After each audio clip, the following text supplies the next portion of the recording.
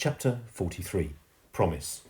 Once safely back inside Saxby Hall, the pair sat together in the drawing room. The girl rekindled the fire and told Soot the whole story, how Alberta was really his sister, and she had put him in a box and floated him down the river when he was a baby. "That's how the people at the workhouse said I'd been found," Soot exclaimed, "floating down the River Thames in a box." Stella told her uncle how the wicked sister had recognised him on his return and had deliberately lit the fire to be rid of him for ever. Soot was amazed, but it was all coming together in his mind. That day I showed up at Saxby Hall, I knew I'd been here before. I could feel it in me bones." The ghost's eyes widened as he took all of this in.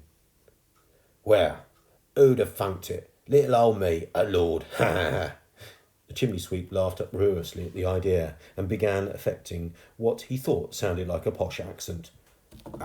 "Hello, I am a lord, don't you know?" What? Now Stella was laughing too. "But it's true. This whole place is rightfully yours. I feel bad now for thinking you were just some little oik." Soot chuckled. "No need, me lady. I shouldn't have been such a snob. Now I know it really doesn't matter if you grew up in a workhouse or a palace. We are really the same." The ghost smiled at her. "We certainly are, my lady." You don't need to keep calling me that. Just Stella will be fine." "Right you are, my lady. Stella." The pair chuckled together. Then Soot couldn't resist saying with a cheeky smile, "But you have to call me your lordship." Just then the great-grandfather clock in the hallway chimed midnight. Bong, bong, bong, bong, bong, bong, bong, bong, bong, bong, bong, bong. It was Christmas Eve, Stella realised. Her birthday. "I've just turned 13, she said excitedly. The ghost looked crestfallen at the thought. "What's the matter?" "You're growing up. Very soon. You won't be able to see me any more." "I'll always be able to see you," Stella protested. "Nah," the ghost shook his head. "Grown-ups never can."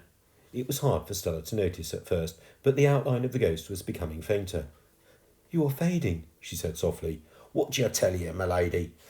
We best say goodbye now." "But I don't want you to go," she pleaded. "You're all the family I've got left." "I'm not going anywhere," replied the ghost. "But you're vanishing now, right in front of my eyes." "I told you I would.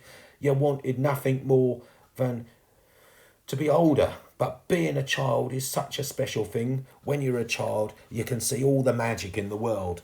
The girl's heart was breaking. "Then I don't want everyone to be grown up." The ghost light was almost gone now.